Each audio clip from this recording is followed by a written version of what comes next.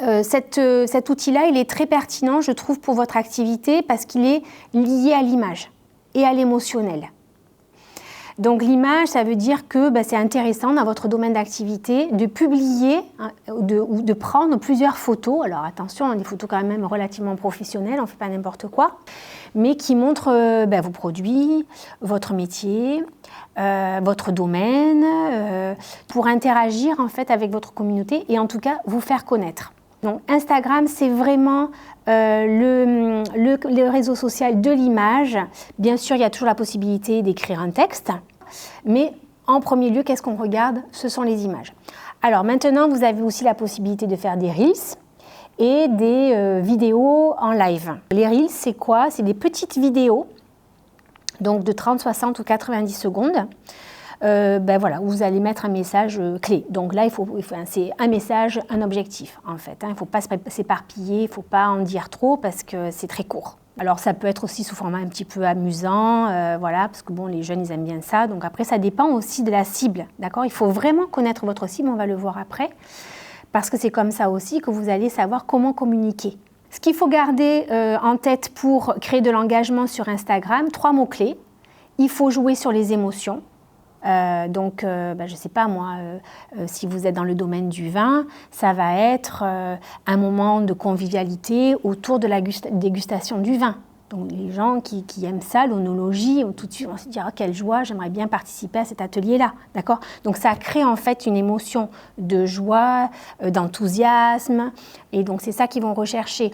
Quand vous allez communiquer sur vos difficultés, je ne sais pas moi, les aléas climatiques, par exemple, vous allez créer aussi du lien par l'émotion, inconsciemment, c'est comme ça que ça se joue. Ils vont faire un lien avec des difficultés qu'ils ont rencontrées, même si ce n'est pas du tout dans votre secteur d'activité, d'accord? Mais c'est comme ça en fait, c'est inconscient que ça se joue, ces émotions-là. Et donc ça va créer de l'authenticité, de la fiabilité. Ça se passe par quoi? Par des visuels, par des emojis et par des hashtags. Donc les hashtags, c'est quoi? C'est des mots-clés qui sont précédés par le hashtag. Attention sur les hashtags, il faut choisir les bons hashtags. Ça veut dire quoi? Ça veut dire en lien avec votre domaine d'expertise, en lien avec le message que vous voulez porter, mais suffisamment spécifique pour ne pas se noyer en fait dans les grandes familles. Ça peut être par exemple dans le vin, un hashtag générique, ça va être hashtag œnologie, hashtag vin rouge. Ça, c'est les grandes familles. Par contre, hashtag vin rouge plus le nom de votre marque, là, on devient déjà plus spécifique. Et c'est comme ça que vous allez remonter aussi dans les réseaux sociaux, par l'algorithme. Donc, à vous de voir ce qu'il est pertinent de faire, un mélange. Alors, on n'en met pas qu'un d'hashtag, on en met quand même entre 8 et 11, d'accord? Donc, il faut quand même en mettre pas mal. Alors, à vous de voir si vous mettez des génériques, si vous mettez des spécifiques. Vous mettez en tout cas celui de votre marque, ça c'est indéniable. Un exemple de site Instagram que j'ai glané et qui m'a quand même bien inspiré. Donc, vous voyez sur le compte Instagram comment ça se présente. Ici, vous avez votre photo ou votre image de marque. Ensuite, vous avez un petit descriptif de votre activité. Donc là aussi, il y a des codes à suivre. Il faut s'adresser directement à votre cible.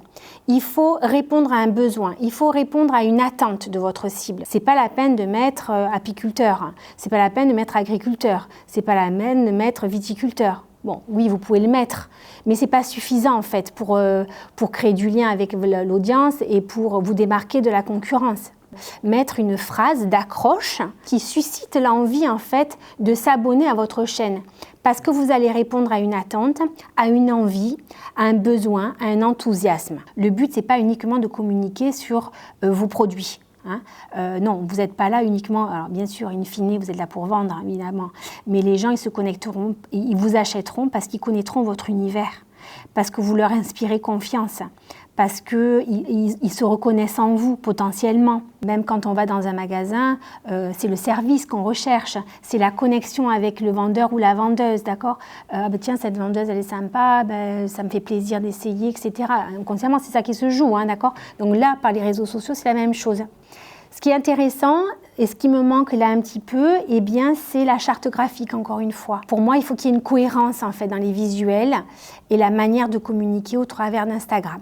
Donc ça se travaille aussi, le visuel que vous allez pouvoir publier à chaque fois pour qu'on vous reconnaisse.